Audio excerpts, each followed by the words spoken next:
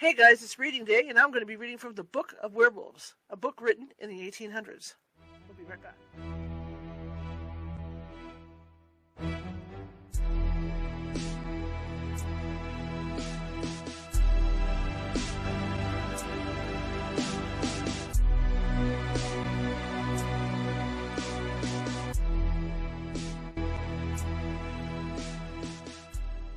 Grab your popcorn and snacks. Find a comfy spot, take a seat or lie down, and let me transport you to a place of fantasy, ghost stories, ancient legends, odd creatures, alien encounters, and other magical topics. You may even decide to join the conversation. From faraway lands to your own backyard, with a small dash of pixie dust. Turn out the lights and open your minds. The journey is about to begin.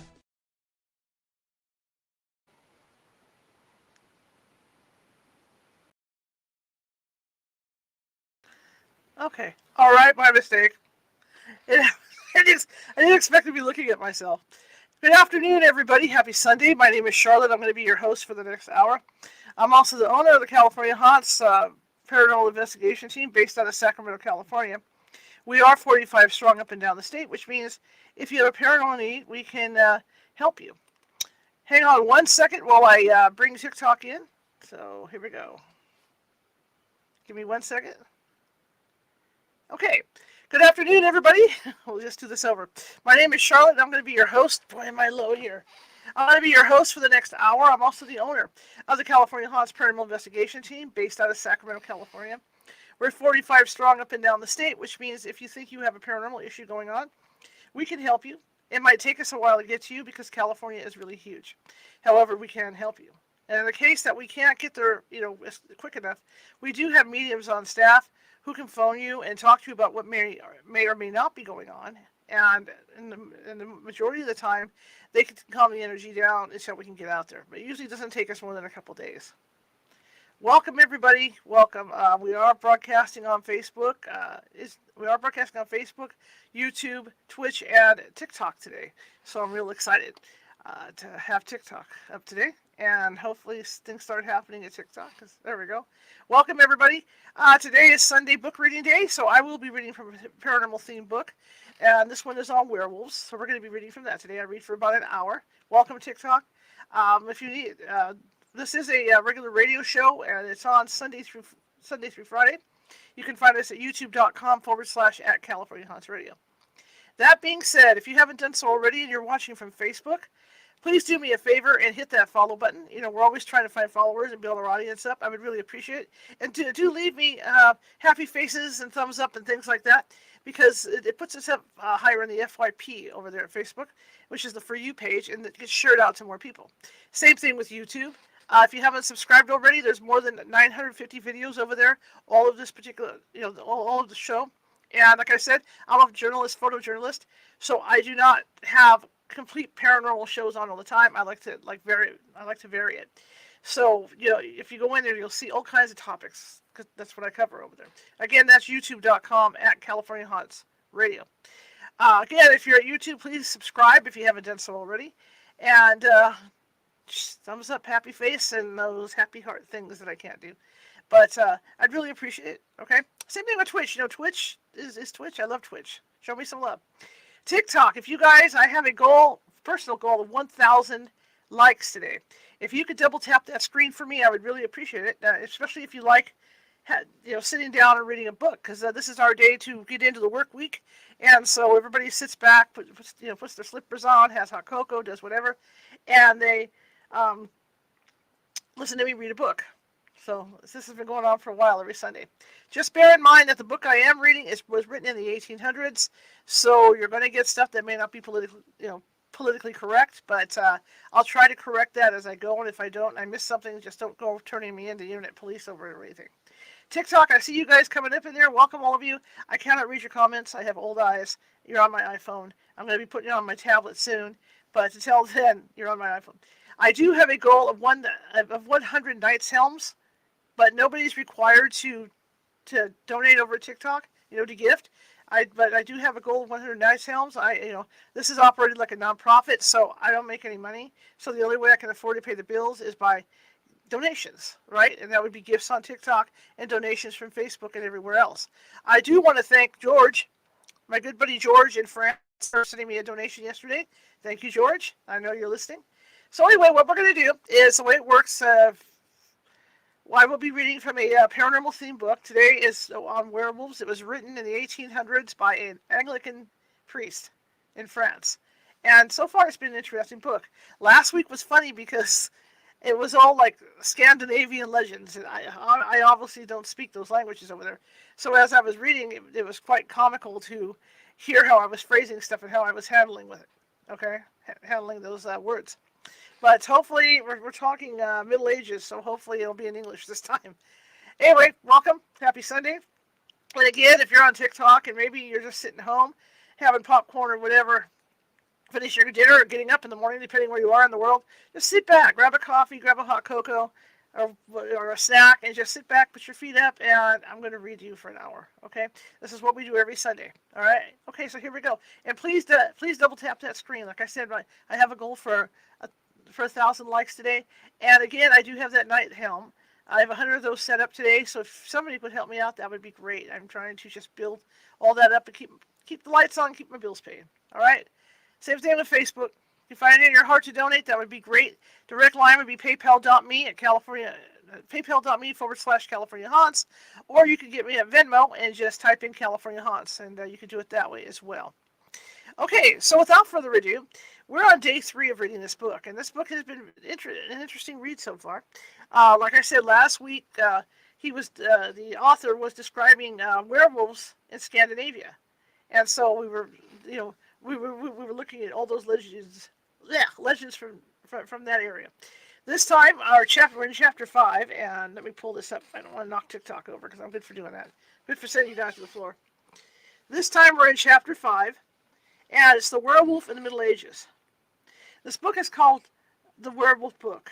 And like I said, it's written by an 1800s Anglican priest. Okay? So here we go. Chapter 5, The Werewolf in Middle Ages.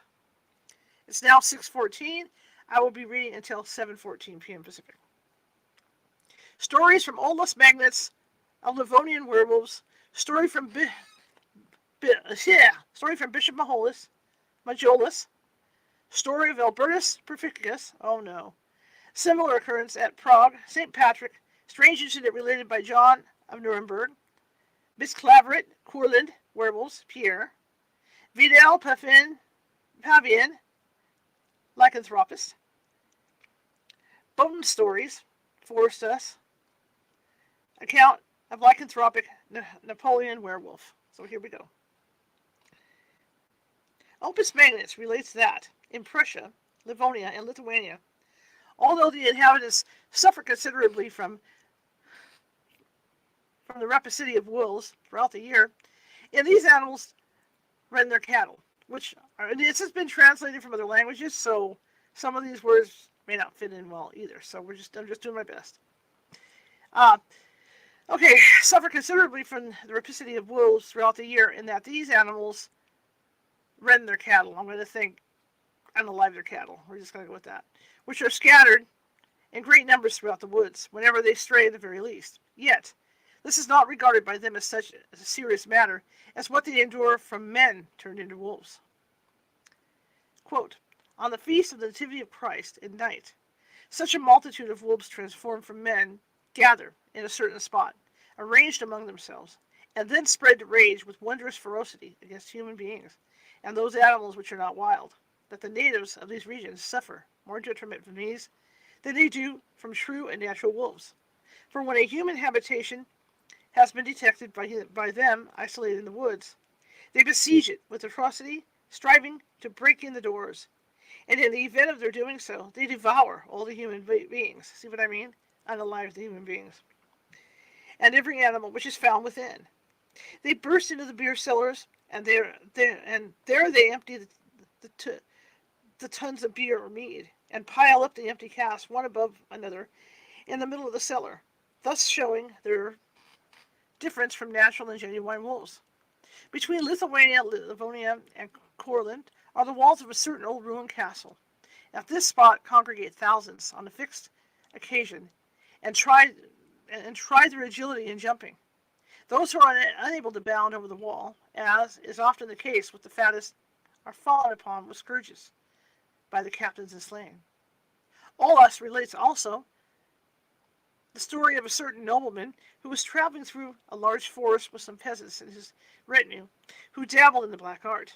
They found no house where they could lodge for the night, and were well nigh famished. Then one of the peasants offered, if all the rest would hold their tongues as to what he should do, that he would bring them a lamb from a distant flock. This is from Olaus Magnus. He thereupon retired into the depths of the forest, and changed his form into that of a wolf, fell upon the flock, and brought a lamb to his companions in his mouth. They received it with gratitude. Then he retired once more into the thicket, and transformed himself back again into his human shape. The wife of a nobleman in Livonia expressed her doubts to one of her slaves whether it was possible for man or woman thus to change shape. The servant at once volunteered to give her evidence of the possibility. He left the room. In another moment, a wolf was observed running over the country. The dogs followed him, and notwithstanding his resistance, tore out one of his eyes. Yikes. Next day, the slave appeared before his mistress, blind of one eye. V.P. Majolas Caspar Pursu relate the following circumstances of Livonians. At Christmas, a boy, lame of leg, goes round the country summoning the devil's followers, who are countless, to a general conclave. Whoever remains behind, or goes reluctantly, is scourged by another with an iron whip till the blood flows, and his traces are left in blood. The human form vanishes, and the whole multitude become wolves. Many thousands assemble. Foremost goes the leader, armed with an iron whip, and the truth follows, firmly convinced, in their imaginations, that they are transformed into wolves. They fall upon herds of cattle and flocks of sheep, but they have no power to slay men. When they come to a river, the leader smites the water with his scourge, and it divides, leaving a dry path through the mist, by which the pack may go. The transformation lasts during 12 days, at the expiration of which period the wolf skin vanishes, and the human form reappears. This superstition was expressly forbidden by the Church. Crediste quod quidem creantur ipsi, here we go, vel sit vel pessen hoc facet good creander id is dum alquis. Okay, guys, you know what? It's not going to go there. It was forbidden by the Church. I think this is the translation. Nope. In like manner, did S. Boniface preach against those who believe superstitiously in all stages of Victus Lupus. Don't ask me, foreign language. In Desertion by Mueller, we learn on the authority of Claverius and Dan Havris that a certain Albertus Purificus in Muscovy wont to tyrannize and harass his subjects in the most unscrupulous manner. One night, when he was absent from home, his whole herd of cattle, acquired by extortion, perished. On his return, he was informed of his loss, and the wicked man broke out into the most horrible blasphemies, exclaiming, "Let him who has slain eat. If God chooses, let him devour me as well." Okay. As he spoke, drops of blood fell to the earth, and the nobleman, transformed into a wild dog, rushed upon his cattle, tore and unalived, and began to devour them. Possibly he may be devouring them still. His wife, then near her confinement, died of fear. Of these circumstances there were not only ear but also eyewitnesses. Similarly, it is related of a nobleman in the neighborhood of Prague that he robbed his subjects of their goods and reduced them to penury through his exactions. He took the last cow from a poor widow with 5 children, but as a judgment, all his own cattle died.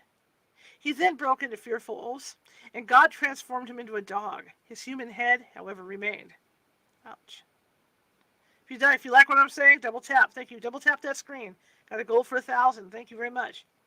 S. Patrick is said to have changed Veridicus, King of Wales, into a wolf, and S. Natalis, the abbot, to have pronounced anathema upon his illustrious family in Ireland, in consequence of which every male and female take the form of wolves for 7 years and live in the forests and career over the bogs, howling mournfully and appeasing their hunger upon the sheep of the peasants. A Duke of Prussia, according to Majolus, had a countryman brought for sentence before him because he had devoured his neighbor's cattle. The fellow was an ill-favored, deformed man, with great wounds in his face, which he had received from dogs' bites, whilst he had been in his wolf's form. It was believed that he changed shape twice in a year, at Christmas and at midsummer. He was said to exhibit much uneasiness and discomfort when the wolf hair began to break out and his bodily shape to change. He was kept long in prison and closely watched, lest he should become a werewolf during his confinement and attempt to escape, but nothing remarkable took place. If this is the same individual as that mentioned by Aulus Magnus, and there seems to be the probability, the poor fellow was burned alive. John of Nuremberg relates the following curious story. A priest was once traveling in a strange country and lost his way in a forest. Seeing a fire, he made towards it, and beheld a wolf seated over it. The wolf addressed him in human voice, and bade him not fear, as he was of the Osirian race, of which a man and a woman were doomed to spend a certain amount of years in wolf's form. Only after 7 years might they return home and resume their former shapes, if they were still alive. He begged the priest to visit and console his sick wife, and to give her the last sacraments. This the priest consented to do, after some hesitation, and only when convinced of the beasts being human beings, by observing that the wolf used his front paws as hands, and when he saw the she-wolf peel off her wolfskin from her head to her navel, exhibiting the features of an aged woman. There's an interesting paper by Rehannes of the Corlin werewolves and the Breslau Schroen. Trying, you guys. The author says, there are too many examples derived not merely from hearsay, but received on indisputable evidence for us to dispute the fact that Satan, if we do not deny that such a being exists, and that he has his work in the children of darkness, holds the werewolves in his net in 3 ways. 1. They execute as wolves certain acts, such as seizing a sheep or destroying cattle, not changed into wolves, which no scientific man in Corlin believes, but in their human frames, and with their human limbs, yet in such a state of fantasy and hallucination, that they believe themselves transformed into wolves, and are regarded as such by others suffering under similar hallucination, and in this matter run these people in packs as wolves, though not true wolves. 2. They imagine in the deep sleep or dream that they injure cattle, and this without leaving their conch. But it is their master who does, in their stead, what their fancy points out, or suggests to him. 3. The evil one drives natural wolves to do some act, and then pictures it so well to the sleeper, immovable in his place, both in dreams and awaking, that he believes the act to have been committed by himself. Rhenus, under these heads, relates 3 stories, which he believes he has on good authority. The first is of a gentleman starting on a journey who came upon a wolf engaged in the act of seizing a sheep in his own flock. He fired at it and wounded it, so that it fled howling to the thicket. When the gentleman returned from his expedition, he found the whole neighborhood impressed with the belief that he had, on a given day and hour, shot at one of its heads. A publican. On inquiry, the man's wife, called Liba, related the following circumstances, which were fully corroborated by numerous witnesses. When her husband had sown his rye, he had consulted with his wife how he was going to get some meat, so as to have a good feast. The woman urged him on no account to steal from his landlord's flock, because it was guarded by fierce dogs. He, however, rejected her advice, and Mickle fell upon his lord's sheep. But he had suffered and had come limping home, and in his rage at the ill success of his attempt, had fallen upon his own horse and had bitten its throat completely through. See what I mean? Okay. This took place in the year 1684. In 1684, a man was about to fire upon a pack of wolves, when he heard from among a troop a voice exclaiming, "Gossip, gossip, don't fire. No good will come of it." The third story is as follows. A lycanthropist was brought before a judge and accused of witchcraft, but as nothing could be proved against him, the judge ordered one of his peasants to visit the man in his prison, and to worm the truth out of him, and to persuade the prisoner to assist him in revenging himself upon another peasant who had injured him, and this was to be effected by destroying one of the man's cows. But the peasant was to urge the prisoner to do it secretly, and, if possible, in the disguise of a wolf. The fellow undertook the task, but he had great difficulty in persuading the prisoner to fall in with his wishes. Eventually, however, he succeeded. Next morning, the cow was found in the stall, mangled, but the prisoner had not left his cell. For the watch, who had been placed to observe him, declared that he had spent the night in profound sleep, and that he had not only at one time made a slight motion with his head and hands and feet. Wirius and Forestus, quote, here we go, Gaudamus Brabinitis, as an authority for the fact that a man of high position had been so possessed by the evil one that often during the year he fell into a condition in which he believed himself to be turned into a wolf, and at that time he roved the woods and tried to seize and devour little children, but that at last, by God's mercy, he recovered his senses.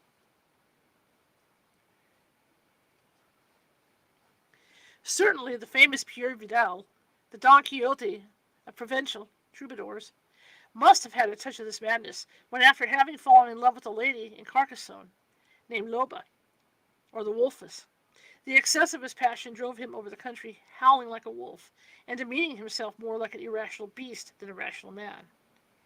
He commemorates his lupine madness in the poem Ateldonna. Crowned with immortal joys, I mount. The proudest emperor is above, for I am honored with the love of the fair daughter of a count. A lace from Don Remubada's hand, I value more than all the land.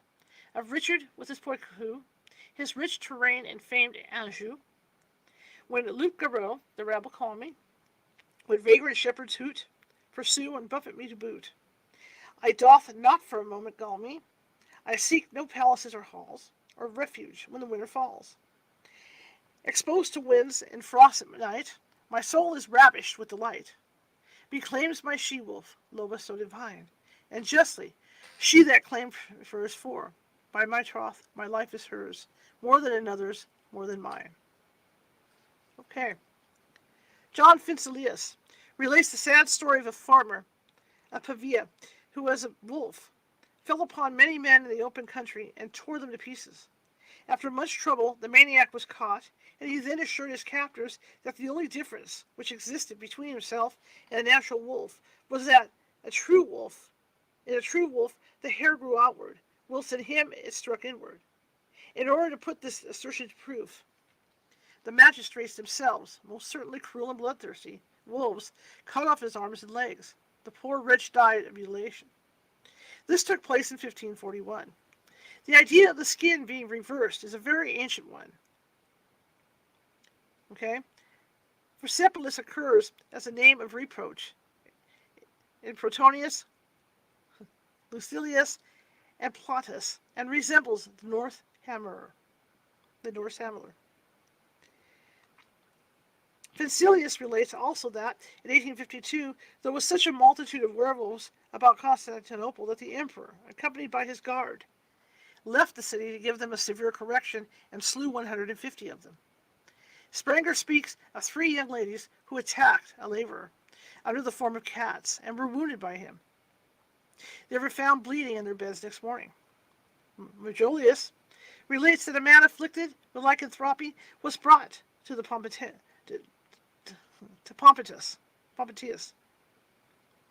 The poor fellow had been found buried in hay, and when people approached, he called to them to flee, as he was a werewolf, and would rend them.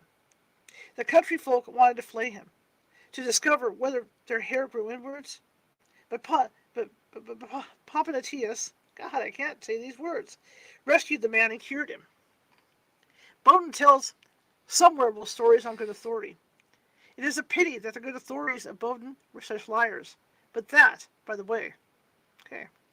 He says that the royal prosecutor, General Borden, had assured him that he had shot a wolf, and that the arrow had stuck in the beast's thigh.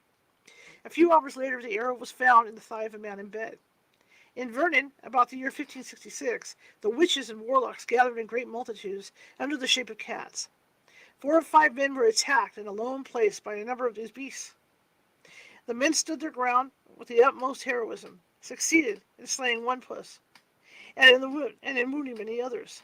Next day, a number of wounded women were found in the town, and they gave the judge an accurate account of all the circumstances connected with their wounding.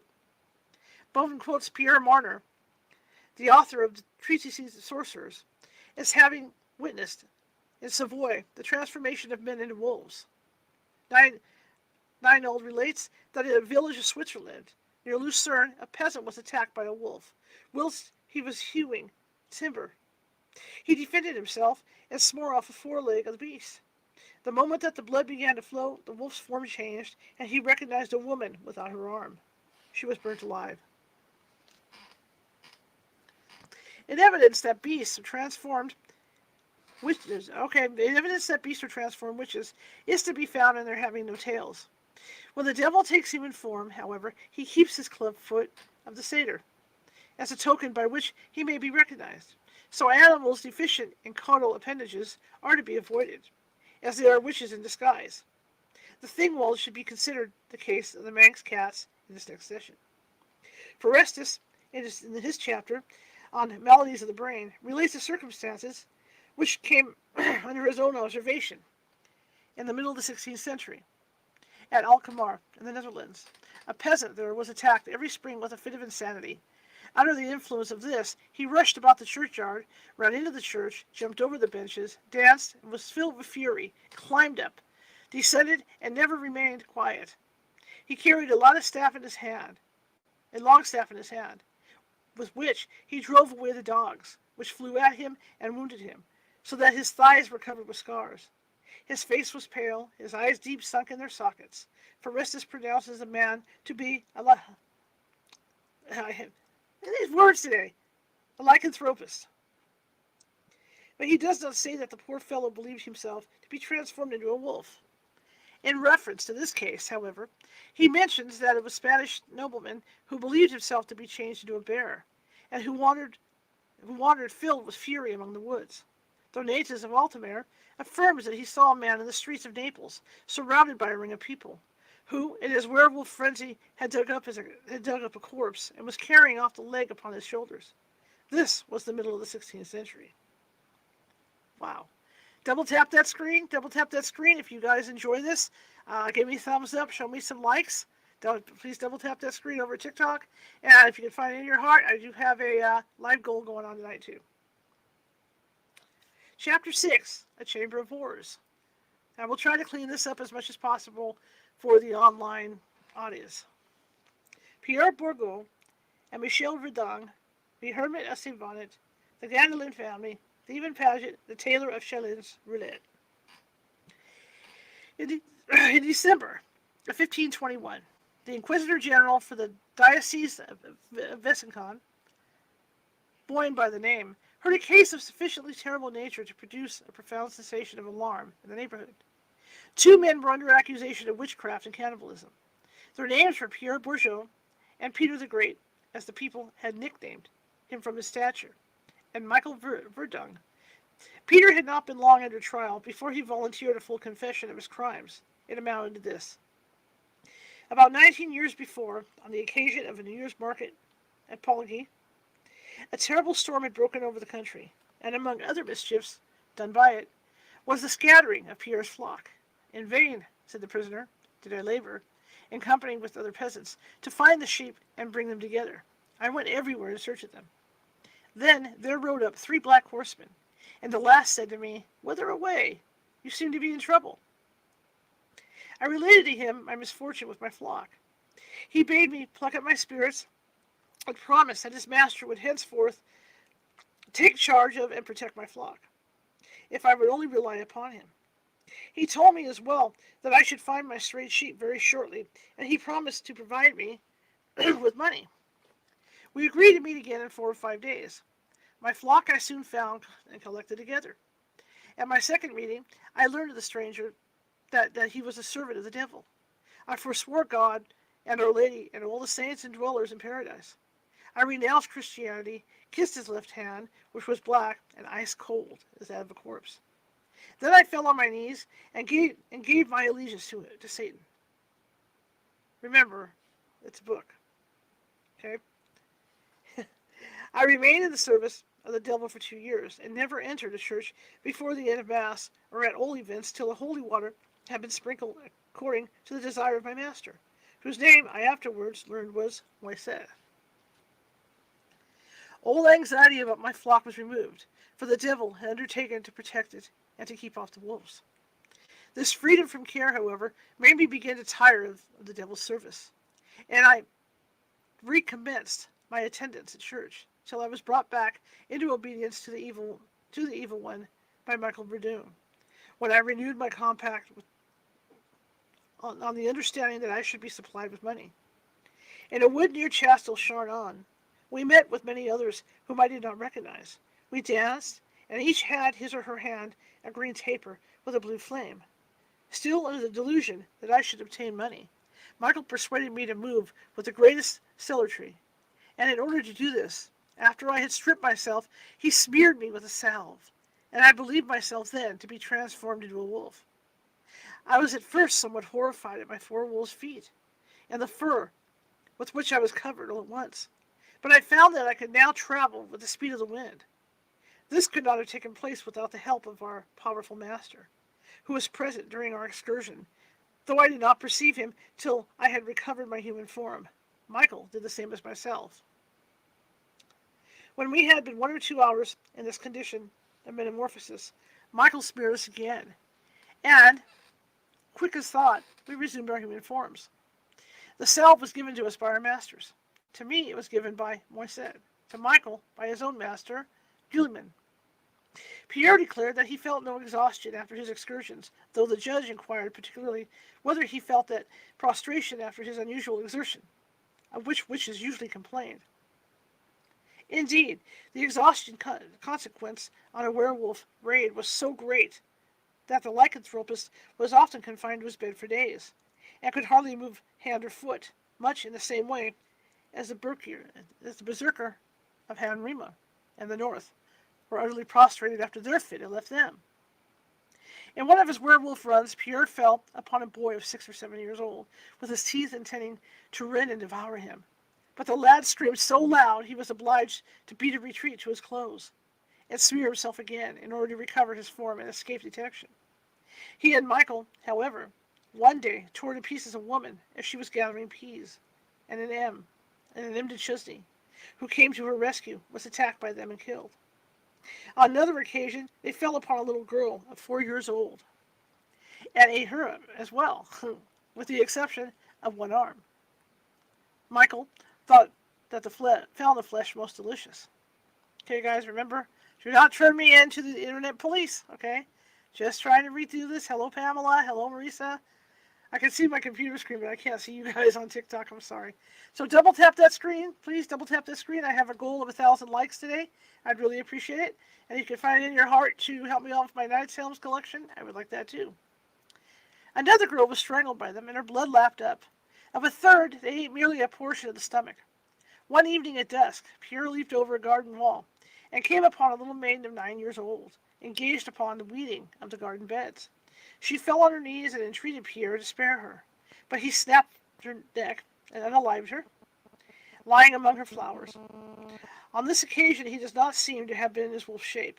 He fell upon a goat, which he found in the field of Pierre Lerogen, and bit it in the throat, but he killed it with a knife. Okay. Michael was transformed in his clothes into a wolf, but Pierre was obliged to strip, and the metamorphosis could not take place with him unless he were stark naked. He was unable to account for the manner in which the hair vanished when he recovered his natural condition. The statements of Pierre were fully corroborated by Michael. Towards the close of the autumn of 1573, the peasants of the neighborhood of Dole, in Franche-Comté, were authorized by the court of parliament at Dole, to hunt down the werewolves which infested the country. The authorization was as follows. According to the advertisement made to the sovereign court of parliament at Dole, that in the territories of Espagny, Salvang, Corchapon, and the neighboring villages, has often been seen and met for some time past a werewolf, who, it is said, has already seized and carried off several little children, so that they have not been seen since he has attacked and done injury in the country to some horsemen, who kept him of only with great difficulty and danger to their persons. They said court, the said court, desiring to prevent any greater danger, has permitted and does permit those who are abiding or dwelling in the said places and others, notwithstanding all the edicts concerning the chase, to assemble with pikes, halberts, arquebuses, and sticks, to chase and to pursue the said werewolf in every place where they may find or seize him, to tie and to unalive without incurring any pains or penalties. Given at the meeting of the said court on the 13th day of the month, September 1573. It was some time, however, before the loup-garou was caught. In a retired spot near Amanges, half shrouded in trees, stood a small hovel of the rudest construction. Its roof was turf, and its walls were blotched with lichen. The garden to this cot was run to waste, and the fence round it broken through. As the hovel was far from any road, and was only reached by a path over moorland and through the forest, it was seldom visited, and the couple who lived in it were not such as would make many friends. The man, Giles Garnier, was a sombre, ill-looking fellow, who walked in a stooping attitude, and whose pale face, livid complexion, and deep-set eyes under a pair of coarse and bushy brows, which met across the forehead, were sufficient to repel anyone from seeking his acquaintance. Giles seldom spoke, and when he did, it was in the broadest patois of his country. His long grey beard and retiring habits procured for him the name of Hermit of Saint Bonnet, though no one for a moment attributed to him any extraordinary amount of sanctity. The hermit does not seem to have been suspected for some time, but one day, as some of the peasants of Chastenoy were returning home from their work through the forest, the screams of a child and the deep baying of a wolf attracted their notice, and on running in the direction whence the cry sounded, they found a little girl defending herself against a monstrous creature, which was attacking her, tooth and nail, and had already wounded her severely in 5 places. As the peasants came up, the creature fled on all fours into the gloom of the thicket. It was so dark that it could not be identified with certainty, and while some affirmed that it was a wolf, others thought they had recognized the features of the hermit. This took place on the 8th November. On the 14th, a little boy of 10 years old was missing, who had been last seen a short distance from the gates of Dole. The hermit of Saint Bonnet was now seized and brought to trial at Dole. When the following evidence was extracted from him and his wife, and substantiated in many particulars by witnesses. On the last day of Michaelmas, under the form of a wolf, at a mile from Dole, in the farm of Gorge, a vineyard belonging to Chastenoy, near the wood of La Cire, Giles Gamier had attacked a little maiden of 10 or 12 years old, and he had unalived her with his teeth and claws. He had then drawn her into the wood, stripped her, gnawed at flesh from her legs and arms, and had enjoyed this meal so much that, inspired with conjugal affection, he had brought some of the flesh home for his wife. 8 days after the feast of All Saints, again, the form of a werewolf, he had seized it in the girl near the meadowland of La Poupe. Pouppe. I'm just saying, Poppy, La Poupe, yeah. On the territory of Athume and Chastenoy, and was on the point of slaying and devouring her when 3 persons came up, and he was compelled to escape. On the 14th day after All Saints, also as a wolf, he had attacked a boy of 10 years old, a mile from Dole, between Gredishans and Minote, and had strangled him. On that occasion he had eaten all the flesh off his legs and arms, and had also devoured a great part of the belly. One of the legs he had rent completely from the trunk with his fangs. On the Friday before the last feast of St. Bartholomew, he had seized a boy of 12 or 13 under a large pear tree, near the wood of the village Perouse. and had drawn him into the thicket and unalived him, intending to eat him as he had eaten the other children. But the approach of men hindered him from fulfilling the intention. The boy was, however, quite unalived, and the men who came up declared that the Giles appeared as a man and not as a wolf.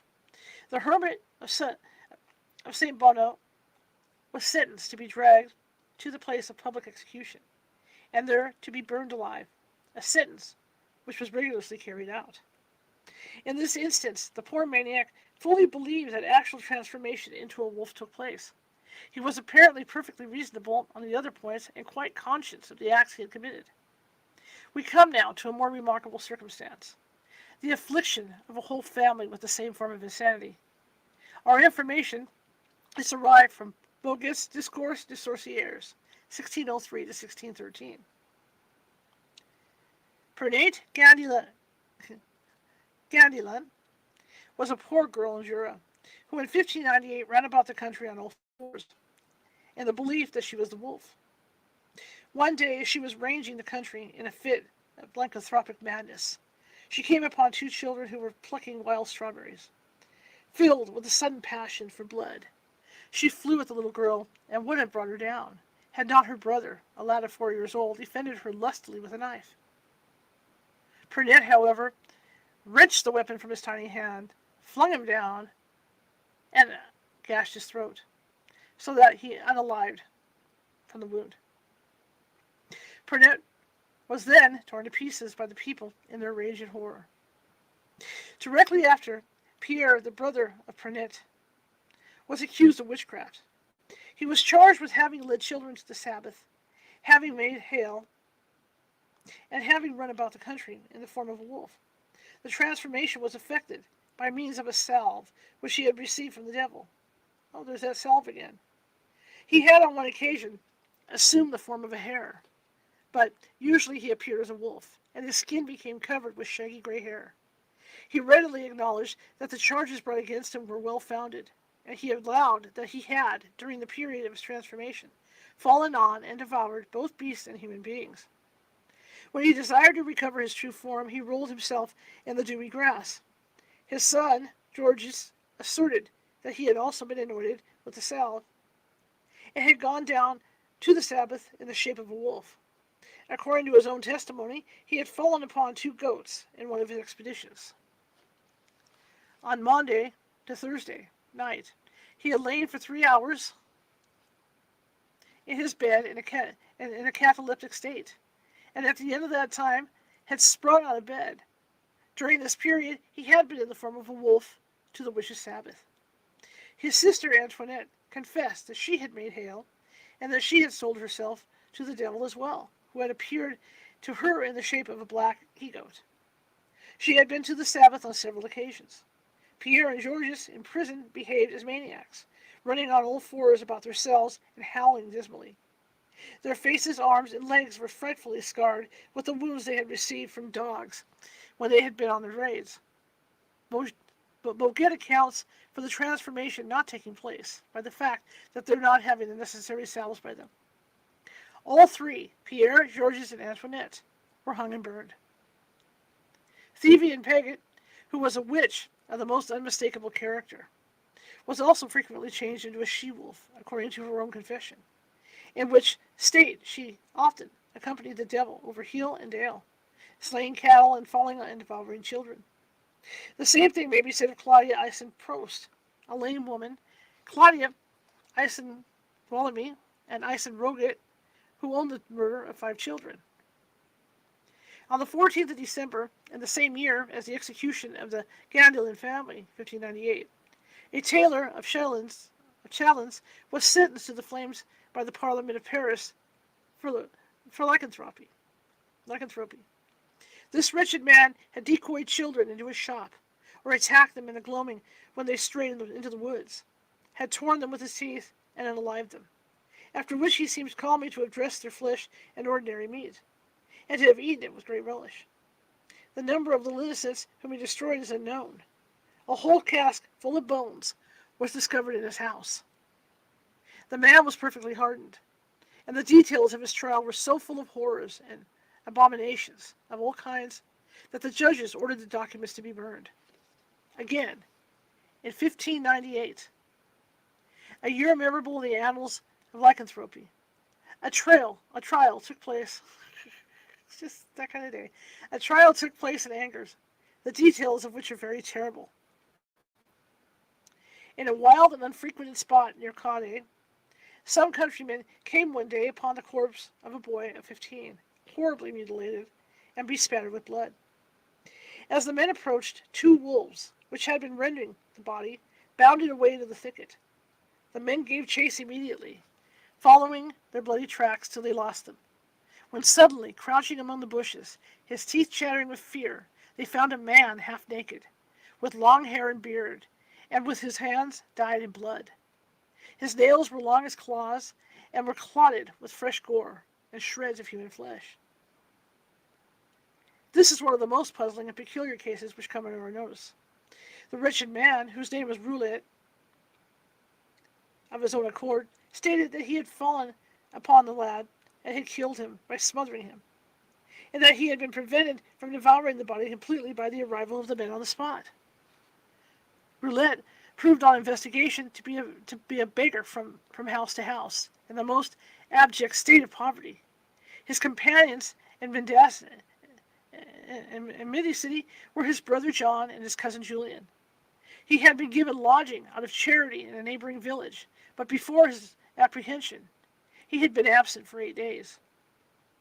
Before the judges, Roulette acknowledged that he was able to transform himself into a wolf by means of a salve which his parents had given him.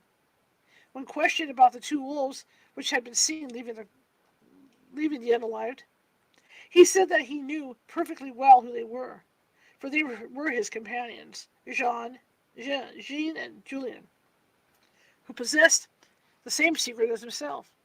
He was shown the clothes he had worn on the day of his seizure, and he recognized them immediately. He described the boy whom he had unalived, gave the date correctly, indicated the precise spot where the deed had been done, and recognized the father of the boy as the man who had first run up when the screams of the lad had been heard. In prison, Roulette behaved like an idiot. When seized, his belly was distended and hard. In prison, he drank one evening of a whole pail full of water, and from that moment refused to eat or drink. His parents, on inquiry, proved to be respectable and pious people, and they proved that his brother John and his cousin Julian had been engaged at a distance on the day of Roulette's apprehension. "What is your name and what's your estate?" asked the judge. "My name is Jacques Roulette. My age 35. I'm poor and mendicant." "What are you accused of having done?" "Of being a thief, of having offended God. My parents gave me an ointment. I do not know its composition." "When rubbed with this ointment, do you become a wolf?" "No, but for all that, I killed and ate the child Cornier. I was a wolf." "Were you dressed as a wolf?" "I was dressed as I am now. I had my hands and my face bloody because I had been eating the flesh of the child." "Do your hands and feet become paws of a wolf?" "Yes, they do." "Does your head become like that of a wolf, your mouth become larger?" "I do not know how my head was at the time. I used my teeth. My head was as it is today. I have wounded and eaten many other children. I have also been to the Sabbath." The lieutenant criminal sentenced Roulette to death. He, however, appealed to the Parliament at Paris, and this decided, as there was more folly in the poor idiot than malice and witchcraft, his sentence of death should be commuted to 2 years' imprisonment in the madhouse, that he might be instructed in the knowledge of God, whom he had forgotten in his utter poverty. Okay, we're running into Chapter 7, Jean Grenier. All right, if you like what you're hearing, double tap that screen. Please double tap that screen. You guys over there at Facebook and all those other places, show me some love. I see some love up there right now. Show me some love. Double tap that screen if you guys like what you're hearing. I read a book for an hour every Sunday. This is what we're doing today. All right, so here we go. And please remember that this book was written in the 1800s. It may not be politically correct. I'm doing my best to sort through all that. So just don't turn me into the TikTok police. All right, I really appreciate it. And I do have a goal for a donation of a Knight's Helm. I'm trying to get 100 Knight's Helms because I need to, I got to keep the lights on, guys. Got to keep the lights on. You guys have your stuff over there at Facebook and all that as well. Okay. On the sand dunes, a wolf attacks Marguerite Portier, Jean Grenier, brought to trial. His confessions, charges of cannibalism, proved his sentence, behavior in the monastery, visit of delinquent. I gotta remember not to read those because that's just telling you what the stories are ahead of time and stuff. So I gotta remember not to read those stupid things. One fine afternoon in the spring, some village girls were tending their sheep on the sand dunes, which intervene between the vast forest of pine covering the greater portion of the present department of Landes, in the south of France, and the sea. The brightness of the sky, the freshness of the air puffing up off the blue twinkling bay of Biscay, the hum or song of the wind as it made rich music among the pines which stood by like green uplifted wave on the east, the beauty of the sandhills speckled with golden cistus, or patched with gentian blue by the low-growing grimille couché, the charm of the forest skirts, tinted variously with the foliage of cork trees, pines, and acacia, the latter in full bloom, a pile of rose-colored or snowy flowers, all conspired to fill the peasant maidens with joy, and to make their voices rise in song and laughter, which rung merrily over the hills, and through the dark avenues of the evergreen trees. Now, a gorgeous butterfly attracted their attention, then a flight of quails skimming the surface. Ah, exclaimed Jacqueline and Azun. Ah, if I had my stilts and bats, I would strike the little birds down, and we should have a fine supper. Now, if they would fly ready cooked into one's mouth, as they do in foreign parts, said another girl. Have you got any new clothes for the Saint Jean? Asked a third. My mother has laid by to purchase me a smart cap with gold lace. You will turn the head of Etienne altogether, Annette, said Jean Gaverlant. But what is the matter with the sheep? She asked because the sheep, which had been quietly browsing before her, on reaching a small depression in the dune, had started away, as though frightened at something. At the same time, one of the dogs began to growl and show his fangs. The girls ran to the spot and saw a little fall on the ground, in which, seated on a log of fir, was a boy of 13. The appearance of the lad was peculiar. His hair was of a tawny red and thickly matted, falling over his shoulders and completely covering his narrow brow. His small pale gray eyes twinkled with an expression of horrible ferocity and cunning from deep sunken hollows. The complexion was of a dark olive color. The teeth were strong and white, and the canine teeth protruded over the lower lip when his mouth was closed. The boy's hands were large and powerful, the nails black, pointed like a bird's talons. He was ill-clothed and seemed to be in the most abject poverty. The few garments he had on him were in tatters, and through the rents the emaciation of his limbs was plainly visible. The girls stood round him, half frightened and much surprised, but the boy showed no symptoms of astonishment. His face relaxed into a ghastly leer, which showed the whole range of his glittering white fangs. "Well, my maidens," said he in a harsh voice, "which of you is the prettiest? I should like to know. Can you decide among you?" "What do you want to know for?" asked Jean, the eldest of the girls, aged 18, who took upon herself to be spokesman for the rest. "Because I shall marry the prettiest," was the answer. "Ah," said Jean, jokingly, "that is, if she will have you, which is not very likely, as we none of us know you, or anything about you." "I am the son of a priest," replied the boy curtly. "Is that why you look so dingy and black?" "No. I am dark-colored because I wear a wolfskin sometimes." "A wolfskin," echoed the girl. "And pray who gave it to you?" "One called Pierre Labourant. There is no man of that name hereabouts. Where does he live?" A scream of laughter mingled with howls, and breaking in strange gulping bursts of fiend-like merriment from the strange boy. The little girls recoiled, and the youngest took refuge behind Jean. "Do you want to know Pierre, lass? Hey, he is a man with an iron chain about his neck, which he is ever engaged in gnawing. Do you want to know where he lives, lass? Ha! In a place of gloom and fire, where there are many companions, some seated on iron chairs, burning, others stretched on the glowing beds, burning too. Some cast men upon blazing coals, others roast men before fierce flames, others again plunged them into cauldrons of liquid fire. The girls trembled and looked at each other with scared faces, and then again at the hideous being which crouched before them. "You want to know about the wolfskin cape?" continued he. "Pierre gave me that. He wraps it round me, and every Monday, Friday, and Sunday, and for about an hour at dusk every other day, I am a wolf, a werewolf. I have killed dogs, drunk their blood, but little girls taste better. Their flesh is tender and sweet, their blood rich and warm. I have eaten many a maiden. As I have been on my raids together with 9 companions, I am a werewolf. Aha! If the sun were to set, I would soon fall on one of you and make a meal of you." Again he burst into one of his frightful paroxysms of laughter, and the girls, unable to endure any longer, fled as fast as they could.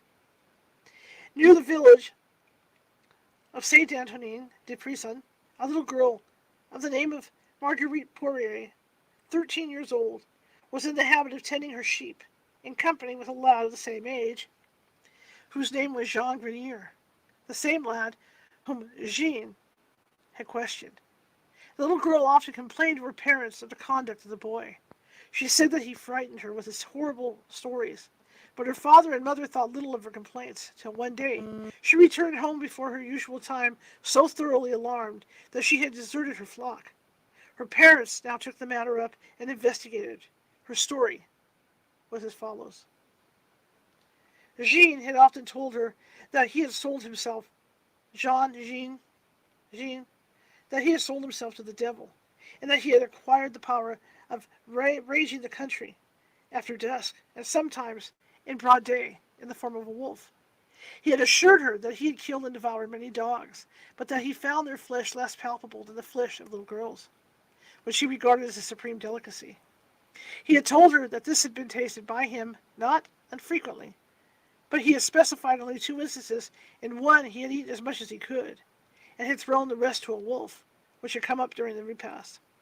In the other instance he had bitten to death another little girl, had lapped her blood, and being in a famished condition at the time, had devoured every portion of her, with the exception of the arms and shoulders.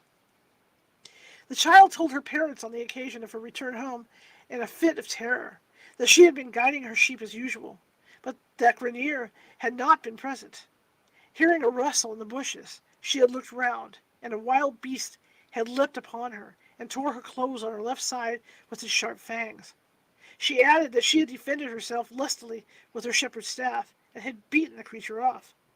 It had then retreated a few paces, had seated itself on its hind legs like a dog when it is begging, and had regarded her with such a look of rage that she had fled in terror. She described the animal as resembling a wolf, but as being shorter and stouter. Its hair was red, its tail stumpy, and the head smaller than that of a genuine wolf. The statement of the child produced general consternation in the parish. It was well known that several little girls had vanished in the most mysterious way of late, and the parents of these little ones were thrown into an agony of terror lest their children had become the prey of the wretched boy accused by Marguerite Poirier. The case was now taken up by the authorities and brought before the Parliament of Bordeaux. The investigation which followed was complete and was as good as can be desired. Jean Grenier was the son of a poor laborer in the village of Saint Antoine du Paysan, and not the son of a priest, as he had asserted. 3 months before his seizure, he had left home, and had been with several masters doing odd work, or wandering about the country begging. He had been engaged several times to take charge of the flocks belonging to the farmers, and had as often been discharged for neglect of his duties. The lad exhibited no reluctance to communicate all he knew about himself, and his statements were tested one by one, and were often proved to be correct. The story he related of himself before the court was as follows. When I was 10 or 11 years old, my neighbor, Duhuler, introduced me in the depths of the forest to a M. de la Forest, a black man, who signed me with his nail, and then gave to me and Duhuler a salve and wolfskin. From that time have I run about the country as a wolf. The charge of Marguerite Poirier is correct. The charge of Marguerite Poirier is correct. My intention was to have killed and devoured her, but she kept me off with a stick. I have only killed one dog, a white one, and I did not drink its blood.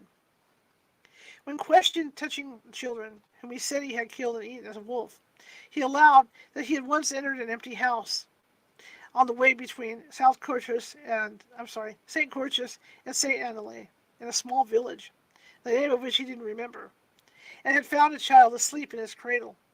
And as no one was there to hinder him, he dragged the baby out of his cradle, carried it to the garden, leaped the hedge, and unalived as much of it as he could. What remained he had given to a wolf. In the parish of St. Antoine de Paysan, he had attacked the little girl as she was keeping sheep. She was dressed in a black frock. He did not know her name. He tore her with his nails and teeth and unalived her, then ate her. Wow. 6 weeks before his capture, he had fallen upon another child near the stone bridge in the same parish. In Ypres, he had assaulted the hound of a certain Emilian and would have killed the beast had not the owner come out with his rapier in his hand. Jean said that he had the wolf skin in his possession, and that he went out hunting for children at the command of his master, the Lord of the Forest. Before transformation, he smeared himself with the salve, which was preserved in a small pot, and had his clothes in the thicket. He usually ran his courses from 1 to 2 hours in the day, when the moon was at the wane, but very often he made his expeditions at night. On one occasion he had accompanied Duthillaire, but they had killed no one.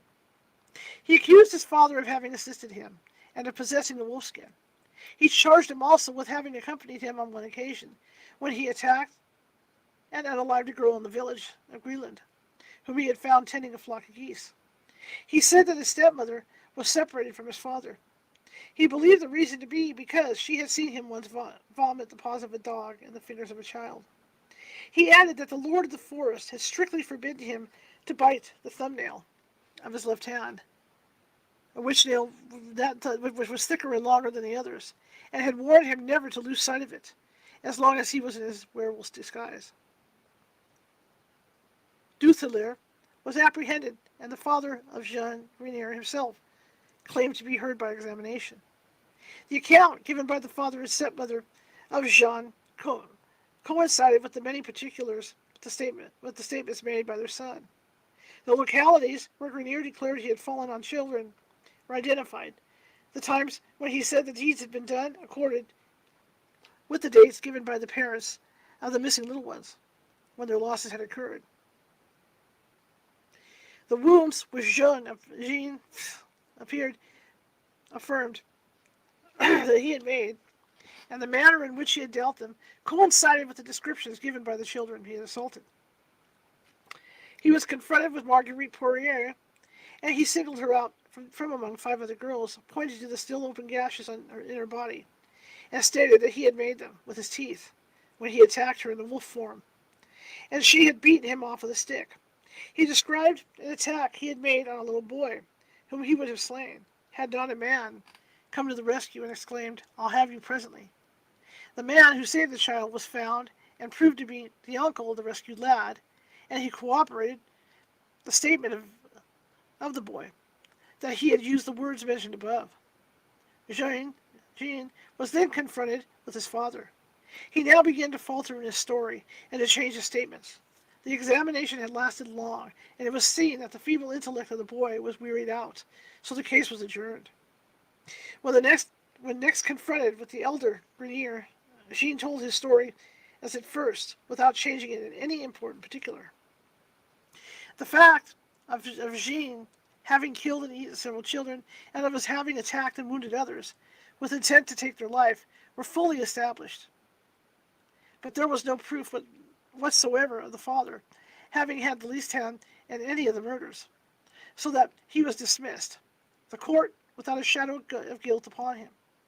The only witness who corroborated the assertion of Jean that he had changed his shape into that of a wolf was Marguerite. Before the court gave judgment, the first president of Cizille in an eloquent speech, put on one side of old questions of witchcraft and diabolical compact and bestial transformation, and boldly stated that the court had only to consider the age and the imbecility of the child, who was so dull and idiotic that children of 7 or 8 years old have usually a larger amount of reason than he. The president went on to say that lycanthropy lycanthropy and kuanthropy were mere hallucinations, and that the change of shape existed only in the disorganized brain of the insane. Consequently, it was not a crime which could be punished. The tender age of the boy must be taken into consideration as well, and the utter neglect of his education and moral development.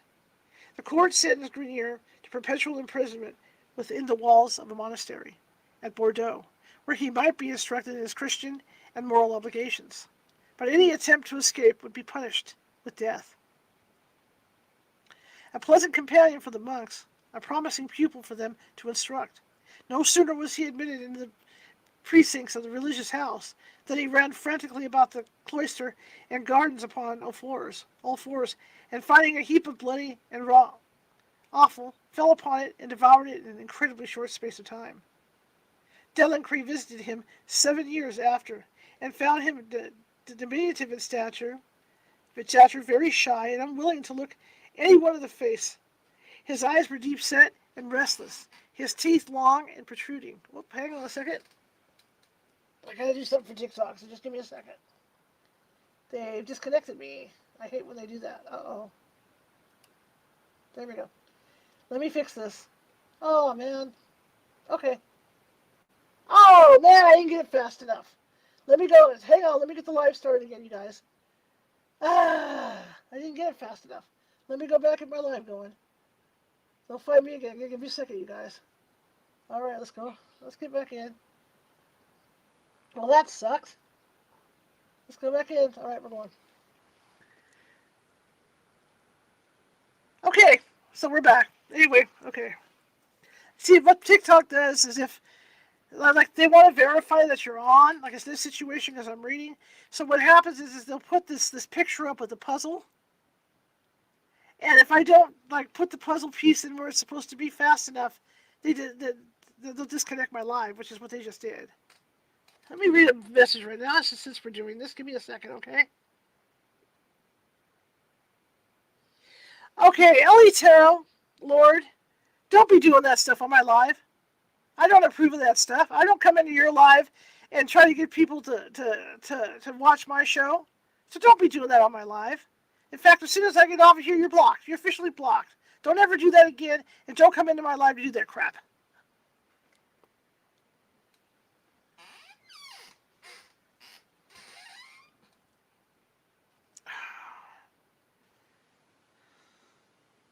Hang on, let me figure out where the hell I'm at now. Okay. Okay. So, okay, we're back. You guys found me again. Sorry about that. I didn't do the puzzle piece thing on time. And TikTok kicked me out. So, welcome back, everybody. We're continuing our afternoon read. It's 7:15. I said I was going to go an hour, but I'm going to go and finish this chapter. So, everybody hang out, okay? Everybody hang out with me. Delancre visited him 7 years after and found him diminutive in stature, very shy, and unwilling to look at anyone in the face. His eyes were deep set and restless, his teeth long and protruding, his nails black and in places worn away. His mind was completely barren. He seemed unable to comprehend the smallest things. He related his story to Delancre and told him how he had run about formerly in the woods as a wolf. And he said that he still felt a craving for raw flesh, especially for that of the little girls, which he said was delicious. And he added that but for his confinement, it would not be long before he had it again. He said that the Lord of the Forest had visited him twice in the prison, but that he had driven him off with the sign of the cross. The account he then gave of his murders coincided with what had come out of his trial. And besides this, his story of the compact he had made with the Black One, and the manner in which his transformation was effected, also coincided with his former statements. He died at the age of 20 after an imprisonment of 7 years. Wow, shortly after the visit. In the two cases of Roulette and Grenier, the courts refer to the whole matter of lycanthropy or animal transformation to its true and legitimate cause, an aberration of the brain. From this time, medical men seem to have regarded it as a form of mental malady to be brought under their treatment rather than as a crime to be punished by law. But it is very fearful to contemplate that there may still exist persons in the world filled with a morbid craving for human blood, which is ready to impel them to commit the most horrible atrocities, should they escape the vigilance of their guards. The vigilance of their guards, or break the bars of the madhouse which restrains them. Okay, so we got through it. Fantastic. Great Sunday. I hope you guys enjoyed this read. Not as bad as last week, right? Because I wasn't trying to talk Norwegian or anything. So, but there were a few times when, I had trouble phrasing words, but this was a lot better than last week's read. TikTok, I'm sorry that the thing got cut off at the end. At least we got back on. I want to thank everybody today for coming, and I do appreciate you. For those of you guys on TikTok, I don't have the capacity to do any lives on TikTok for my radio show yet. Haven't got that far. But hopefully, if you guys want to subscribe to me or follow me, that would be great. If you're new and you haven't followed me yet, that would be marvelous. Double tap that screen. I was trying to reach 1,000 for likes and stuff. But follow me over at YouTube right now. Well, not right now, but follow me at YouTube. And I do a show Sunday through Friday. And Monday through Friday, 6:30 p.m. Pacific. Always have a different paranormal topic on. I think you guys will like it. That's youtube.com/@CaliforniaHauntsRadio. So check me out over there.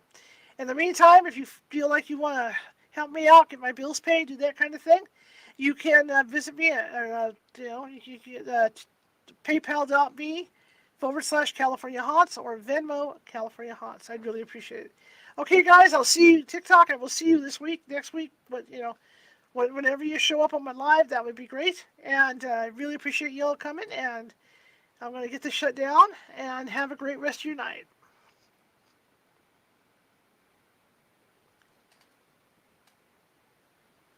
Okay. Well, that was a bummer that it shut down that way. Now watch this. Because I have to prop the phone up a certain way to do TikTok. See, now we're back to where we're normal sitting here. Because when I use the tripod for TikTok, when I use that tripod for TikTok, it always falls over. So I have to, stick to two of its legs under the laptop. Okay. Well, that'll do it for this week's read. I hope you guys enjoyed it as much as I did. I'm so sorry about the tarot card reader that came into the chat room. That was unintentional, and that really irritates me. So hopefully she got the message. Ignore those people, guys. When they come in the chat room like that, tune them out and ignore them, okay? Just I appreciate it. Anyway, I will see you guys tomorrow. There's a little change tomorrow. Our guest for tomorrow, Chris Evers, had a family thing come up, so he could not make it. So our good friend Mary Muter is going to be joining us. We're going to be talking about UFOs. She recently went to Arizona and Sedona, actually, and climbed up a mountain to see if she could make contact. So we're going to find out what happened with that. So she's going to be with us tomorrow at 6:30 p.m. Pacific. Okay. I will thank you guys for coming. I appreciate it, and I will see you tomorrow at 6:30 p.m. Pacific. And I'll have some information about ads for you guys because I'm going to start offering advertising space. So, all right. I'll see you guys tomorrow. Have a great evening, and bye.